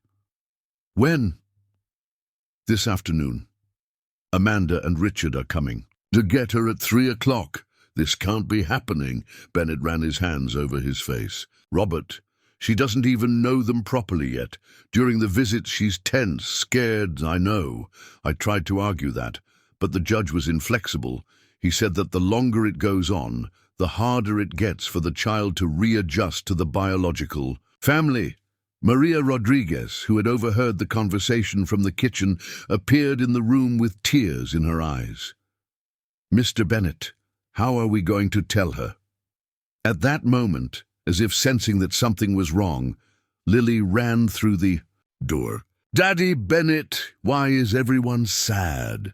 Bennett knelt in front of her, trying to find the right words. "Lily, remember your first parents who came to meet you?" "Amanda and Richard," she said, making a face. "They're nice, but they're not my real parents. Well, the judge decided that you should go live with them." "Go live?" Lily's eyes widened in terror. "But I don't want to. I want to stay here with you and Mommy Maria." "I know, my dear, but—" "No." Lily began to cry desperately. "You promised that we'd always be a family. You lied to me." Lily's words cut Bennett like knives. "I didn't lie, Lily. I didn't know this was going to happen." "Then don't let it happen. You're big. You can talk to the important people." "I tried, my dear. I tried hard." Lily ran to Maria Rodriguez and clung to her. "Mommy Maria, tell them I don't want to go." Maria hugged the girl, her own tears falling on Lily's hair. "My daughter, sometimes adults make decisions that children don't understand." "But it's a wrong decision," Lily cried. "Amanda and Richard don't know that I have nightmares. They don't know that I like to draw birds. They don't know that I need the light on in the room." The front door opened, and Delilah entered, carrying a suitcase. Bennett was surprised. He hadn't seen her in 2 weeks. "Delilah, what are you doing?" "Here. I came to pick up my last things," she said coldly, ignoring Lily's crying. "And I heard they're finally going to resolve this situation." "Resolve?" Bennett stood up, anger growing in his chest. "You're talking about a 6-year-old child as if she's a problem to be solved." "That's exactly what she is, Bennett. A problem that you created by getting involved in something that wasn't your business." Lily looked at Delilah with an expression of hurt that broke everyone's heart. "You don't like me anyway, do you?" Delilah hesitated for a moment, but her response was brutal in its honesty. "It's not a question of liking or disliking. It's a question of you not belonging in this family." "Delilah," Bennett exploded, "how can you talk to a child like that?" "With honesty, Bennett, something you should have done from the start." Maria Rodriguez positioned herself protectively in front of Lily. "Mrs. Sampson, you don't have the right to hurt this child. I have the right to tell the truth in my own house." "This is no longer your house," Bennett said, with a coldness that surprised even himself. "You made your choice. You chose your political career over family. And you chose a strange child over your wife." The silence that followed was broken by Lily, who stopped crying and looked between the adults with an understanding beyond her years. "You're fighting because of me," she said in a small voice, "like Grandma Connie and the bad men fought." "It's not the same thing, Lily." Bennett tried to explain. "It is. I always ruin everything." Lily let go of Maria and ran to her room, slamming the door. Delilah picked up her suitcase and headed to the door. "Bennett, when this child leaves your life, maybe you'll realize what you lost because of her." "I already know what I lost," he replied. "I lost a wife that I thought I knew, and I discovered that I never really knew her." After Delilah left, Bennett went up to talk to Lily. He found her under the bed, clutching a crumpled drawing. "Lily, can I come under there with you?" She nodded, and Bennett squeezed into the tight space next to her. "What drawing is that?" "It's of our happy family," she sobbed, "but now it doesn't exist anymore." "Why do you say that?" "Because Delilah is right. I ruin everything. I ruined your marriage. I ruined our family. Lily, look at me." Bennett held her little face gently. "You didn't ruin anything. You showed me what true love is. But I'm going to have to leave anyway. Maybe. But that doesn't mean our love ends." "How not? If I live far away, how are we going to be a family?" Bennett had no answer to that. "How do you explain to a 6-year-old child that love can continue to exist even at a distance?" At 2:30 in the afternoon, Amanda and Richard arrived, accompanied by Carmen and a court officer. Lily was sitting on the sofa, clutching her teddy bear, still wearing the blue dress that Maria had bought her the week before. "Isabella, my dear," said Amanda softly, "are you ready to go home?" "This is my home," murmured Lily without looking at her. "But now you're going to live with us. We prepared a beautiful room for you with lots of toys." "I don't want toys. I want to stay with Daddy Bennett." Richard approached and knelt in front of her. "Isabella, I know it's difficult, but we're your real family. In time, you'll understand." "My name is Lily," she said firmly, "and my real family is here," Carmen intervened. "Lily, you can take your drawings and your toys, and Daddy Bennett can visit you." "Can he?" Lily looked at Bennett with a glimmer of hope. "Of course I can," he promised, although he didn't know if it would be true. "And Mommy Maria too." Also, Lily got up slowly and hugged Maria Rodriguez first. "Thank you for being my mommy," she whispered. "You'll always be my daughter of the heart," replied Maria, struggling not to cry. Then she turned to Bennett and hugged him with all the strength of her little arms. "Daddy Bennett, promise you won't forget me." "I could never forget you," he said, his voice breaking. "You're my daughter forever, even if I live far away, even if you live on the moon." Lily laughed through her tears. "The moon is too far away. Sacramento is closer." When it was time to leave, Lily stopped at the door and looked back one last time. "Daddy Bennett, yes? If I'm very good with Amanda and Richard, do you think they'll let me come back to visit?" Bennett swallowed hard. "I think so, my dear. Then I'm going to be the best girl in the world." After the car disappeared around the corner of the road, Bennett and Maria stood on the empty porch, listening only to the silence that Lily had left behind. "Mr. Bennett," said Maria finally, "did we do the right thing?" "I don't know, Maria. I just know that my heart is broken. Mine too." But neither of them knew that, at that exact moment, Lily was in the back seat of the car looking out the window and making a silent promise she would find a way to get back to her real family, no matter what. 3 months later, Bennett was in his empty office, looking at the paperwork for the dissolution of his company. The investigations into his corrupt practices in the past had finally come to an end, resulting in heavy fines, confiscation of assets, and the obligation to compensate the public coffers. Ironically, losing everything had given him a strange sense of freedom. The phone rang, interrupting his melancholic thoughts. It was Carmen. "Bennett, I need to meet you urgently. It's about Lily." His heart raced. "Is she okay?" "Physically, yes, but it's complicated. Can I come over there?" An hour later, Carmen was sitting in the room that had once been luxurious and was now almost empty, with only basic furniture that Bennett had managed to keep. "Bennett, I received calls from Sacramento. Lily, she's not adapting well." "What do you mean?"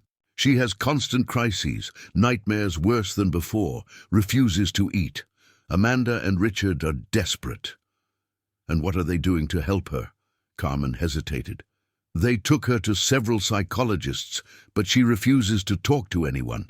Spends her days drawing obsessively birds trapped in cages." The image broke Bennett's heart. "Carmen, can I visit her?" "Actually, that's exactly what I want to talk to you about. Amanda called me yesterday. She wants you to come to Sacramento." "What do you mean?" "Lily is behaving in a worrying way. She's created a routine where she sits by the window waiting for you to arrive. When they ask what she's doing, she says she's waiting for Daddy Bennett to come get her." Bennett closed his eyes, feeling the child's pain as if it were his own. "And Amanda agrees with my visit. She's desperate. She said she needs to try anything. When can I go?" "Tomorrow, if you want." That night, Bennett barely slept. Maria Rodriguez, who had decided to continue working for him even without a formal salary, prepared a small bag with gifts for Lily, new drawing materials, the teddy bear she had forgotten, and photos of the family they had formed. The trip to Sacramento lasted 6 hours, but it seemed like an eternity. When they finally arrived in the neighborhood where Amanda and Richard lived, Bennett was struck by the difference in reality. It was a simple house in a low-income housing complex, very different from the mansion where Lily had lived with him. Amanda answered the door, and Bennett was shocked by her appearance. She had lost even more weight, had deep circles under her eyes, and seemed to be on the verge of a nervous breakdown. "Bennett, thank you for coming," she said, squeezing his hands. Desperately, I don't know what else to do." "Where is she?" "In the room. She hasn't left there for 2 days. She only agrees to eat if we say the food came from you." Richard appeared in the room, and Bennett saw that he was also visibly shaken. "Mr. Bennett, I know this is strange, but our daughter only talks about you. Can I see her? Please, maybe you can get her to eat something." Bennett went upstairs and found Lily sitting on the bed, with her back to the door, drawing frantically. The floor of the room was covered with papers with drawings of birds in cages, all made with nervous and dark strokes. "Lily?" She turned around quickly, and when she saw Bennett, her face lit up in a way that made him realize how much she had suffered. "Daddy Bennett, you came to get me." She jumped out of bed and ran into his arms. "Hi, my dear," he said, hugging her tightly. "How are you?" "Now I'm fine." "Did you come to take me home?" The question he feared. "Lily, I came to visit you, to see how you're doing. But I don't like it here. I want to go back to our house." "Why don't you like it here? Don't Amanda and Richard take good care of you?" Lily looked at the door, checking if anyone was listening, then whispered, "They're nice, but they're not you and Mommy Maria. They don't know the things I like." "What kind of things?" "They don't know that I like to eat grits for breakfast. They don't know that I'm afraid of a door that slams hard. They don't know that I need the hallway light on to sleep." Each word was a stab in Bennett's heart. "Have you tried telling them these things?" "I tried, but it's not the same. When you knew these things, it was because you really loved me. When I tell them, they only do it because they think they should do it." Lily's emotional maturity continued to surprise Bennett. At 6 years old, she could articulate feelings that many adults couldn't. "Lily, Amanda, and Richard also love you very much. Not like you love me. They love me because I'm their daughter. You chose me to love." The difference was subtle but profound, and Bennett realized that Lily had touched on something fundamental about the nature of love. "Can I see your drawings?" Lily took a handful of papers and showed them to him. All the birds were in cages, some with tears drawn coming out of their eyes. "Why are all the birds trapped?" "Because that's how I feel, like a little bird that can't fly where it wants to." "And where do you want to fly?" "To you," she said simply. Bennett sat on the bed and pulled her onto his lap. "Lily, you know that I'll always love you, no matter where you live, right?" "I know, but love from afar hurts a lot." At that moment, Amanda appeared in the doorway. "Isabella, you're talking to Bennett. That's good." "My name is Lily," corrected the girl automatically. "Honey, your real name is Isabella. Lily was just a name that woman gave you." "Lily is my real name in my heart," she insisted. Amanda looked at Bennett for help. "Bennett, can you explain it to her?" "Actually, Amanda, I think she has the right to choose what she wants to be called. But Isabella is the name we chose for her when she was born. And Lily is the name with which she identifies now." The tension in the room grew, and Lily realized that she had caused another conflict. "It's okay," she said in a low voice. "You can call me Isabella if that makes you happy." "No, Lily," said Bennett firmly. "You don't have to change who you are to make other people happy." During dinner, Bennett observed the family dynamics and understood better why Lily was suffering. Amanda and Richard were trying too hard. They had bought more toys than she could use, decorated the room with exaggeration, and treated each gesture of hers as if it were precious. It was genuine love, but it was also suffocating. "Isabella loves dolls now," said Richard proudly. "We bought her 15. "Actually, I prefer to draw," murmured Lily. "But you always played with dolls when you were little," Amanda insisted. "I don't remember when I was little." You'll remember, in time, Bennett realized the problem. Amanda and Richard were trying to recreate the daughter they had lost 4 years ago, instead of getting to know the girl that Lily had become. After dinner, Lily asked to talk to Bennett alone in the backyard. "Daddy Bennett, can I tell you a secret?" "Always. I have a plan to come back to you." "What kind of plan?" "I'm going to be very good. I'm going to eat everything. I'm going to stop having nightmares. Then when Amanda and Richard see that I've improved, they're going to let me come visit you, and when I go visit you, I'm going to stay there and not come back." "Lily, that's not a good plan." "Why not?" "Because it's not honest. And because Amanda and Richard would be very sad." Lily was thoughtful. "But I'm sad here. I know, my dear. But sometimes in life we have to learn to be happy where we are." "Have you learned to be happy without me?" The question was like an arrow straight to the heart. "No," admitted Bennett, "I haven't learned." "Then how can you ask me to learn?" Bennett had no answer to that. How do you explain to a 6-year-old child the complexities of a situation that even adults couldn't resolve fairly? That night, when Bennett was preparing to leave the next day, Amanda sought him out for a difficult conversation. "Bennett, I need your help." "How can I help?" "Tell her that she needs to stop waiting for you, that she needs to accept that this is her life now." Bennett looked at Amanda and saw the despair of a mother who was losing the daughter she had just reunited with. "Amanda, I can't do that." "Why?" "Because it would be a lie. I'll always be waiting for her too." And it was that answer that changed everything, because Amanda finally understood that she was fighting against something greater than legal rights or biological bonds. She was fighting against a love that had formed in pain and strengthened in adversity, a love that perhaps was too strong to be broken by distance or court decisions.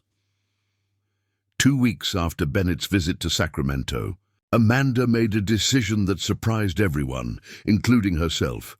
She called Carmen in Bakersfield with an unusual proposal. "Detective Carmen, it's Amanda Ferreira. I need to talk about Isabella, about Lily." "How is she?" "Worse. Since Bennett left, she's regressed even more. She doesn't talk, doesn't eat properly, spends the whole day drawing dead birds." Carmen felt a pang in her chest. "Amanda, what can I do to help?" "I want to make a proposal. I know it may sound crazy, but..." "What if Bennett came to live here in Sacramento?" "What do you mean? He's lost everything anyway, hasn't he? The company, the house, the wife. How about he starts over here, so Lily could have both families?" Carmen was silent, processing the proposal. "Amanda, have you thought this through? It would be very complicated. More complicated than watching my daughter wither away. Carmen, she's not living, she's just surviving, and I can't watch that." And Richard agrees. It was his idea. Last night, he said he'd rather share our daughter with someone who loves her than lose her completely to depression. The next day, Carmen paid a visit to Bennett. She found him in his new reality, a small and simple apartment in downtown Bakersfield, where he lived only with Maria Rodriguez, who had insisted on continuing to take care of him. "Bennett, I have a strange proposal to make to you." When Carmen told him about Amanda's phone call, Bennett was speechless. "They want me to go live in Sacramento.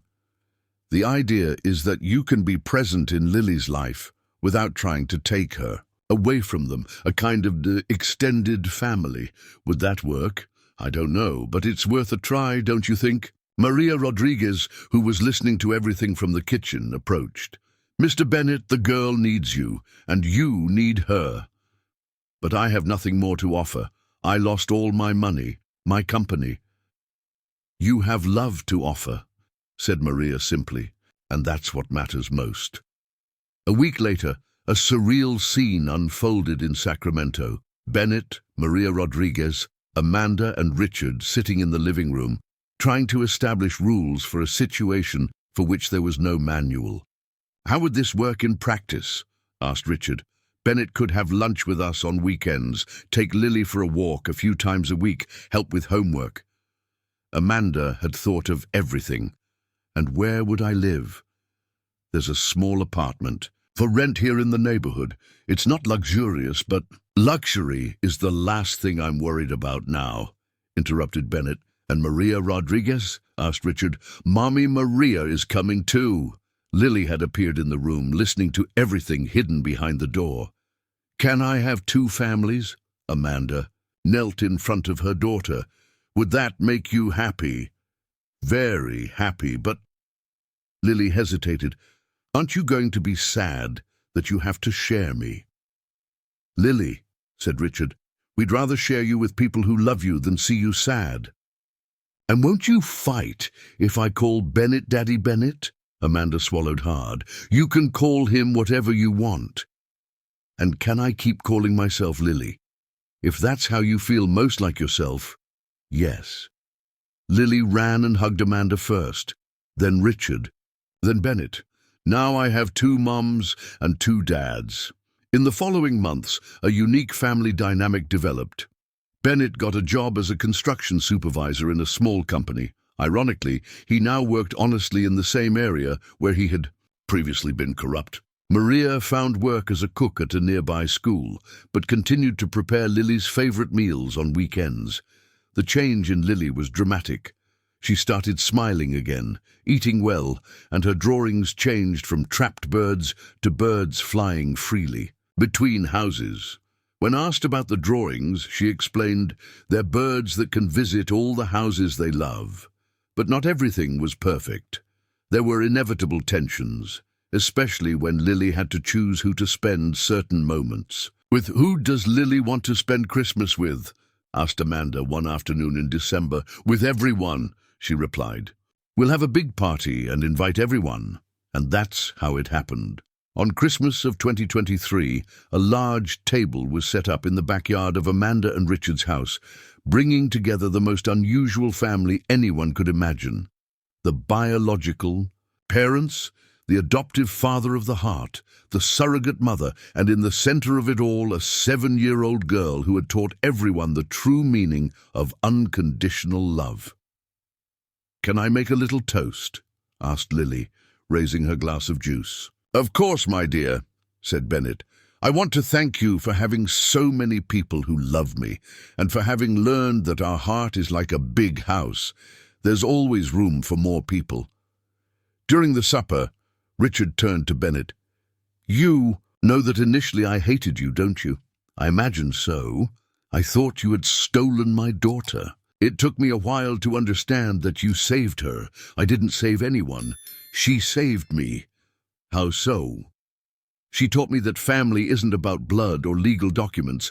It's about choosing to love someone every day. Amanda joined the conversation. Bennett, can I make a confession to you? Sure. In the beginning, when you visited her, I was jealous of the way her eyes lit up when she saw you. I wanted her to look at me that way. And now? Now she looks at all of us that way, because she has enough love for everyone.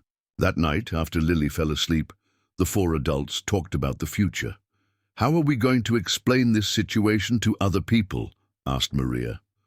We explain that love doesn't follow conventional rules, replied Amanda, and that some families are created by the heart, not by social conventions. What if someone questions the legality of this? Then we show them that Lily is a happy, healthy, and loved child, said Bennett. In the end, that's what matters. 2 months later, an unexpected event tested the stability of the new family. Lily came home from school crying. What happened? My dear, asked Amanda. The teacher said I was lying when I said I have 4 parents. What did you say to her? I said I wasn't lying, that some children are lucky to have more love than others. And what did she answer?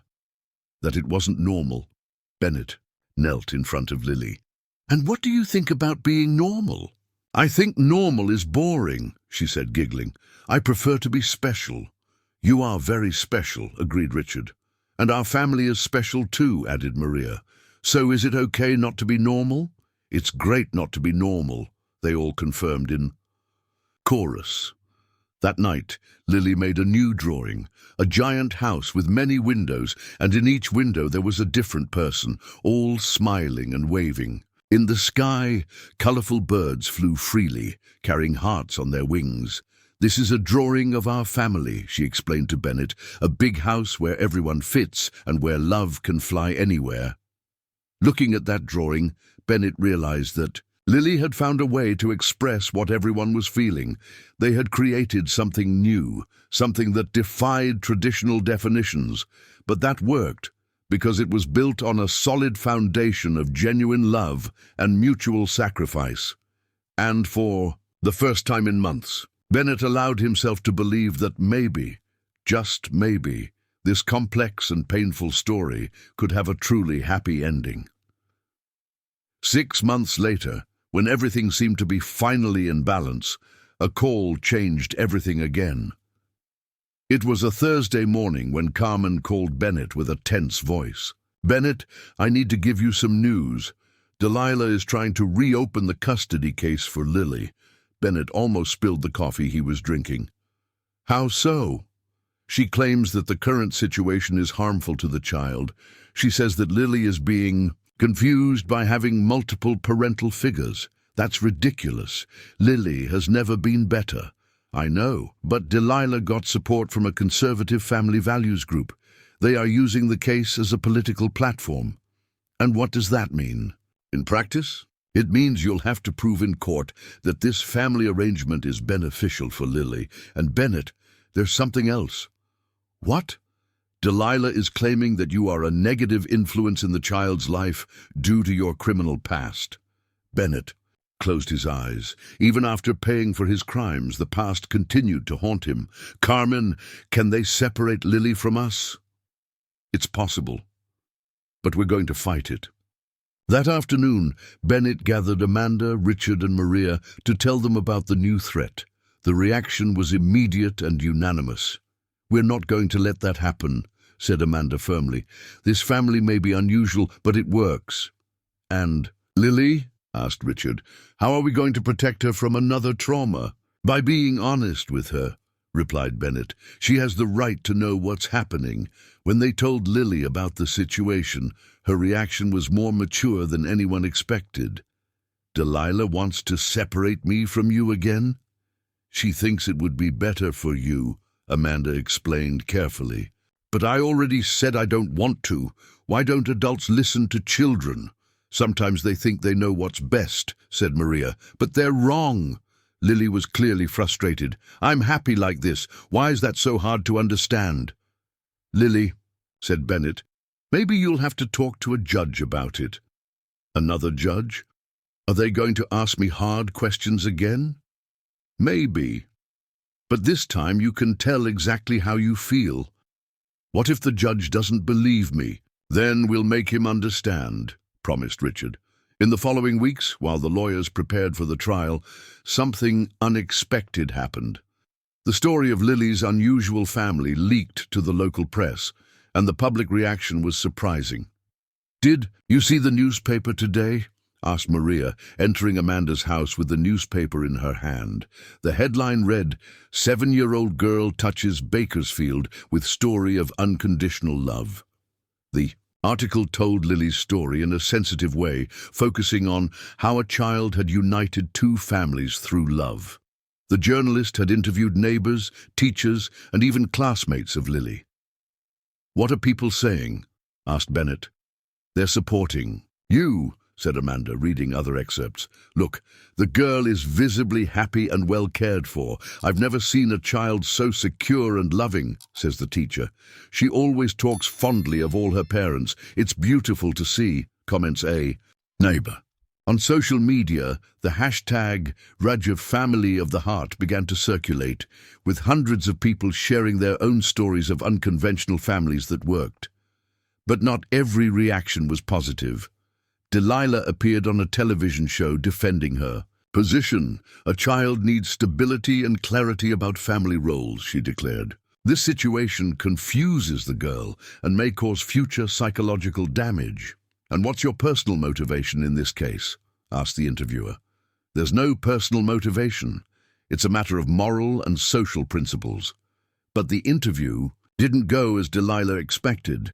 When the interviewer showed drawings of Lily portraying her happy family, Delilah couldn't hide the coldness in her eyes. "Don't you see love in these drawings?" asked the journalist. "I see a confused child trying to please many people at the same time." The response generated a wave of criticism on social media. Heartless, Delilah began to circulate, and many people questioned her true motivations.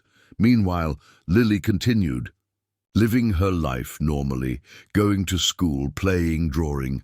But the adults noticed that she was more observant, paying attention to conversations and asking more direct questions. "Daddy Bennett," she said one afternoon, "if the judge decides that I can't have you all as family anymore, what's going to happen? Lily, we're doing everything possible to prevent that from happening. But if it happens," Bennett took a deep breath, "then we'll continue to love you from afar, because love doesn't end just because people are separated.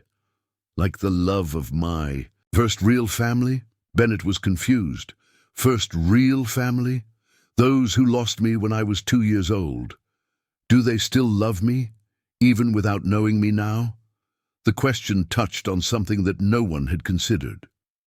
In all the complexity of the situation, they had forgotten that somewhere there might be an original family that still suffered from Lily's loss. "Lily, would you like to know about your original family? Sometimes I think about it, but I'm afraid." "Afraid of what? That they won't like who I've become, or that I'll have to choose between all the families who love me." That night, Bennett spoke with Amanda and Richard about the possibility of investigating Lily's origins. "Don't you think it's too much information for her to process?" asked Amanda. "Maybe, but she has the right to know," replied Richard. "What if we find out that there's another family looking for her? Then we'll have to deal with that too," said Bennett. "Lily has taught us that the heart has infinite room for love." A week before the trial, Carmen brought news about the investigation into Lily's origins. "We found something," she said with a complex expression. "The family that lost Isabella 5 years ago, they're still looking." "How so?" asked Amanda. "The records were confused because there was a mix-up of names. The family that you represent are not Lily's original biological parents." The silence in the room was deafening. "Then, who are we?" asked Richard. "You are the parents of a child named Isabella Ferreira, who really disappeared in Sacramento 4 years ago. But that child is not Lily." But the fingerprints matched. "There was an error in the lab. We discovered that when we redid the tests." Amanda sat down heavily. "So, our real Isabella is still lost?" "Apparently, yes." "And Lily?" "Lily is the daughter of Maria Eduarda and João Santos, who live in Sobral. They reported their daughter's disappearance 5 years ago, but since it was in another city, the cases were never connected." Bennett looked at everyone in the room. "What does that mean for us?" "It means," said Carmen, "that you're going to have to decide what to do with that information. And Lily doesn't know yet. The decision to tell or not is yours." At that moment, Lily herself entered the room, coming from school. "Why does everyone look sad?" she asked, looking around. The 4 adults who loved her looked at each other, realizing that they were about to face the most difficult decision of their lives. Tell Lily that she had yet another family looking for her, or protect her from this truth that could shatter the world they had built together. "Lily," said Bennett finally, "we have something important to talk to you about." Lily sat on the sofa between Bennett and Amanda, her big eyes observing the tense expressions of the adults around her.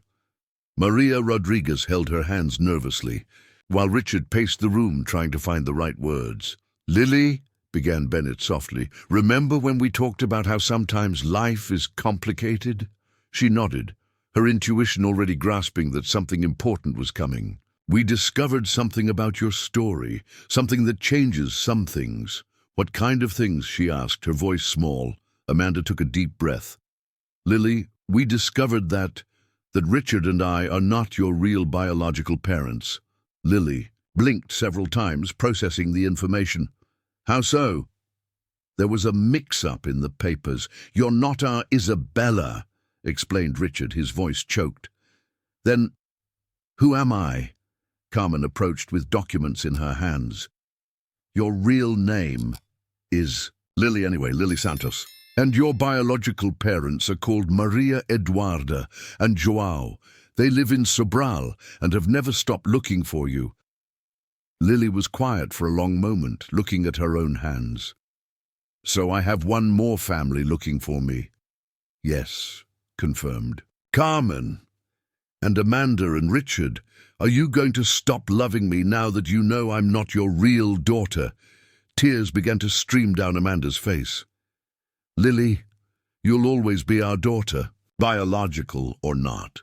And Daddy Bennett, will you continue to love me too? Forever, promised Bennett. Nothing can change that. Lily got up and walked to the window, looking at the backyard where she used to play. So now I have Amanda and Richard, Daddy Bennett and Mommy Maria, and 2 more parents in Sobral. That's how it seems, said Carmen.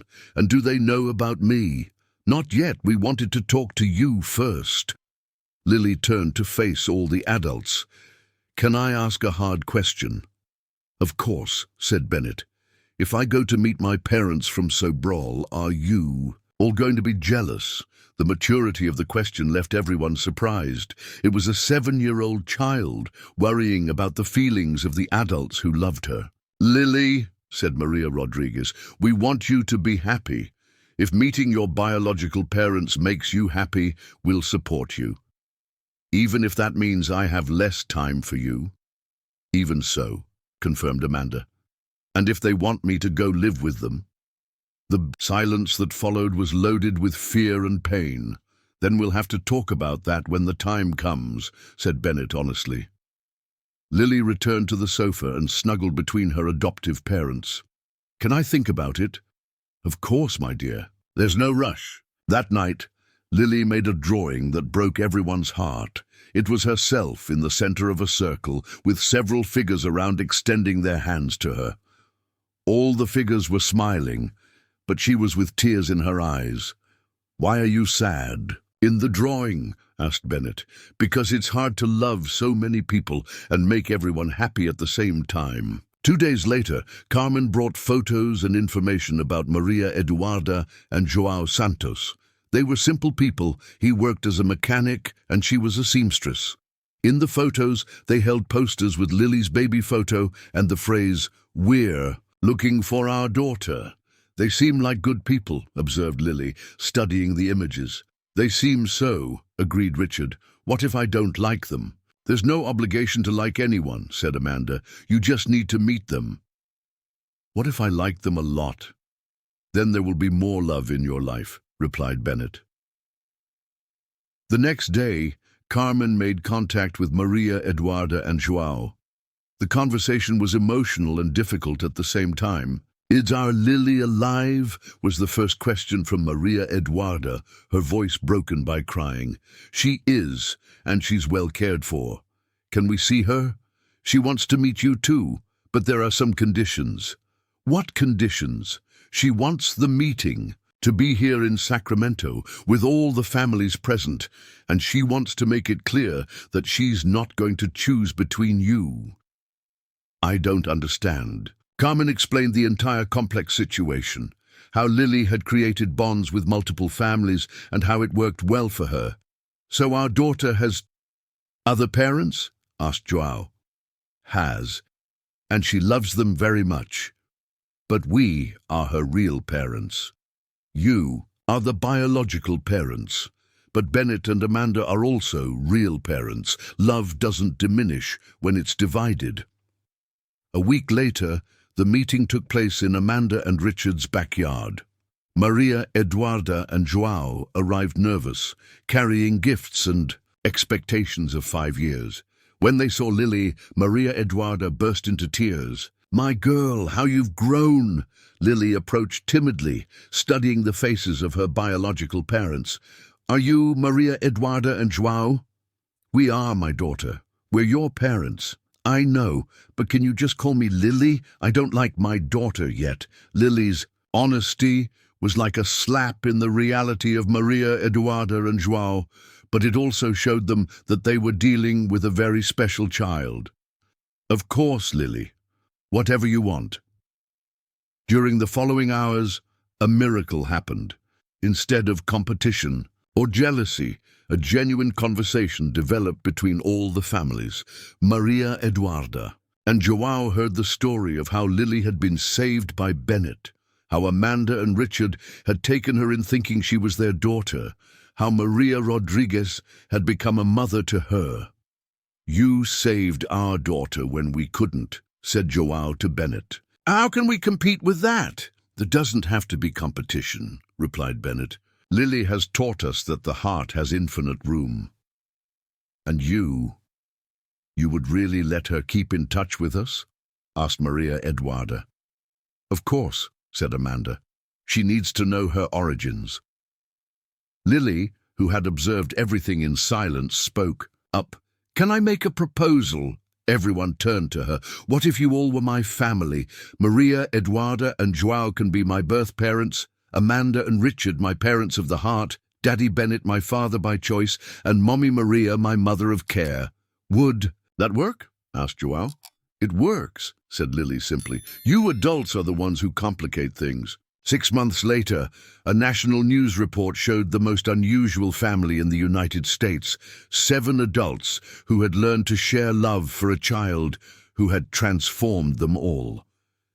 Delilah had given up the legal battle after public opinion turned completely against her. The case had become a symbol of how love can overcome social conventions. Lily, now 8 years old, divided her time between Sacramento and Sobral, always accompanied by at least one member of her extended family. Her drawings now showed a house gigantic with many windows and many people, all smiling. At Christmas that year, 15 people gathered to celebrate. Lily and her 6 parental figures, plus aunts, grandparents, and cousins who had been incorporated into the expanded family.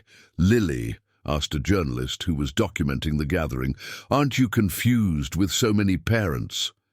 "No," she replied, laughing. "It's like having many friends, only more special."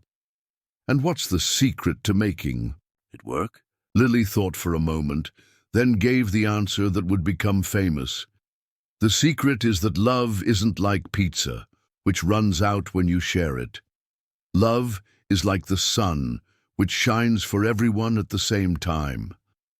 Bennett, observing the girl, who had completely changed his life, realized that she was right. He had started all this trying to save a child. But in the end, it was she who saved them all, saved him from the corruption that consumed him, from the guilt that tormented him, from the empty life he had built. Lily had shown him that true wealth wasn't in the material possessions he had lost, but in the human connections he had gained. As the party continued around him, Bennett made a silent promise. He would spend the rest of his life honoring the example of unconditional love that a 6-year-old girl had taught him on that rainy day at the farmer's market in Bakersfield. And for the first time in decades, Bennett Sampson felt truly rich.